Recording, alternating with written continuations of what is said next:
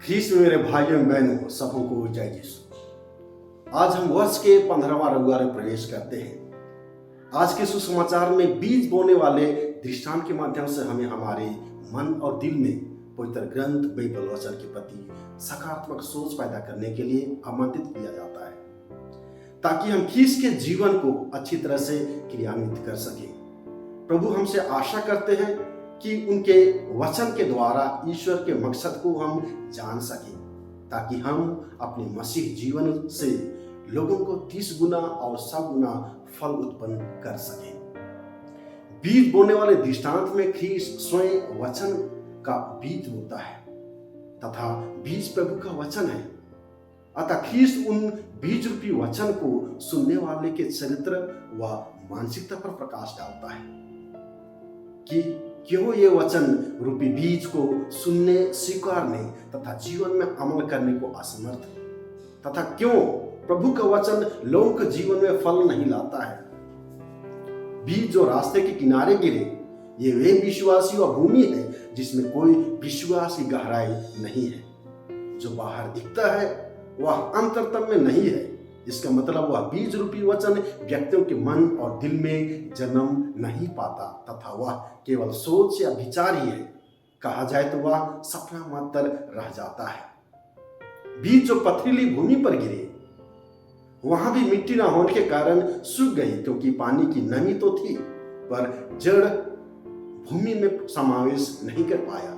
इसका मतलब है कि वचन व्यक्तियों ने बड़े ही उत्सुकता के साथ सुना, पर लोभ लालच के कारण या जीवन की चुनौतियों के कारण अपने विश्वास को जागृत रख पाने में असमर्थ हो गए। जो बीज कांटों में गिरे, इस श्रेणी में वे लोग आते हैं जो वचन तो सुनते हैं, पर दूसरों को खुश करने तथा प्रशंसा हासिल करने के लिए, दूसरों तक वचन को पहुंचाने के लिए समय के अभाव के कारण तथा सांसारिक मोह माया से दबे होने के कारण पूरा नहीं कर पाते।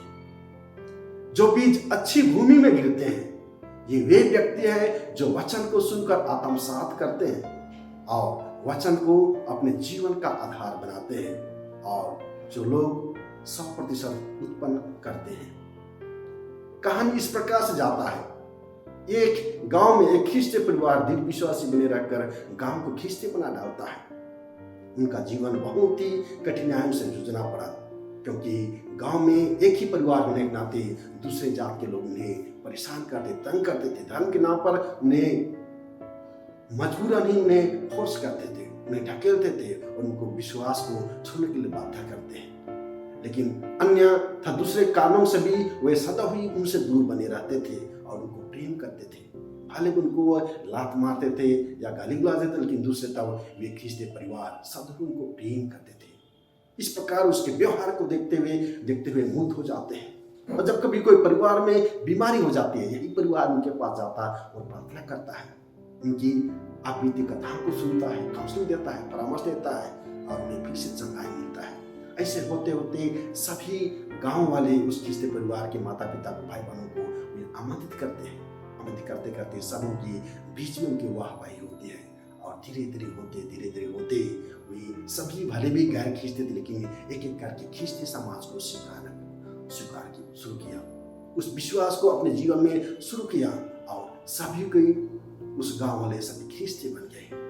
ये एक उदाहरण से भरा एक जीवन जो अपने जीवन के माध्यम से सबको कोई ख्रीस्ती जीवन एक जीता जाता उदाहरण बनते हैं। अतः हम सुसमाचार में पाते हैं कि 3 तरह की भूमि या विश्वासी प्रभु के वचन को बिना वजह तथा सोच समझे अपने भलाई व सुख सुविधा के लिए, अपनी रक्षा के लिए उसे दरकिनार कर देते हैं। वचन कहता है जिसके पास है उसे और दिया जाएगा और जिसके पास बहुत हो जाएगा, लेकिन जिसके पास कुछ नहीं है उससे वह भी ले लिया जाएगा जो उसके पास है। इसलिए हमें आज उन लोगों में ईश्वर के वचन को व्याप्त रखने के लिए उनके माहौल व परिस्थिति को अनुकूल बनाना होगा।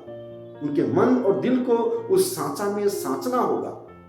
उनके सोचने समझने की शक्ति को ज्ञान से विकसित करना होगा। उन्हें कलीसिया की शिक्षाओं में निपुण करना होगा, तभी वे कहीं ईश्वर के वचन को विश्वास से जीने में और विश्वास से पूरा करने में सक्षम होंगे। ईश्वर का वचन दुधारू तलवार की भांति है, जो दुनिया के कठोर से कठोर लोगों को भी पिघला देता है। उदाहरण के लिए हम पाते हैं संत पौलुस, जो व्यक्ति कलीसिया और कलीसिया के लोगों को जड़ से खत्म करने का निर्णय लिया था, वही उसी कलीसिया की सेवा के लिए दिन रात काम करता है। इतना ही नहीं, वह कलीसिया के लिए मर भी मिटता है। संत पेतरुस खीस से कहते हैं, प्रभु हम कहां जाएं? आप ही के शब्दों में अनंत जीवन का संदेश है। आज की बदलती परिवेश में हमारे सामने दो प्रकार की चुनौतियां हैं। पहला है यीशु के नाम पर प्रचार प्रसार पर पाबंदी, जिसके कारण कोई खुलकर ख्रीष्ट के संदेश का प्रचार नहीं करते। दूसरा है ख्रीष्ट के विश्वासियों में विश्वास की कमी, जहां लोग ईश्वर में विश्वास के बजाय दूर होते जाते हैं, ईश्वर के करीब आना पसंद नहीं करते तथा विनती प्रार्थना एवं गिरजा आने में परहेज करते हैं। यीशु ख्रीष्ट पहले ही जान चुके थे कि शिष्य उनकी मृत्यु तथा पुनरुत्थान के बाद, उनके शिष्य जो दिन रात 3 वर्षों से साथ रहे, उनके जाने के बाद बिखर जाएंगे तथा भूल भी जाएंगे।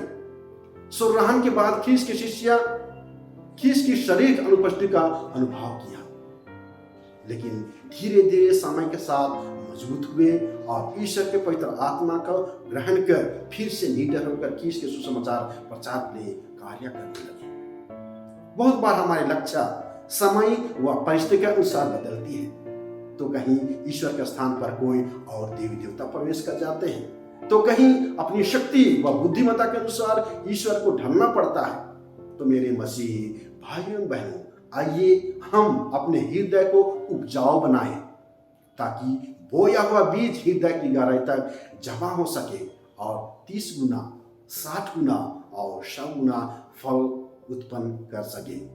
तभी हम संत पौलुस की भांति गर्व के साथ कह सकेंगे कि यदि ईश्वर का प्यार हमारे साथ है, तो संसार की कोई भी शक्ति हमें उससे अलग नहीं कर पाएगी। सबको जय यीशु।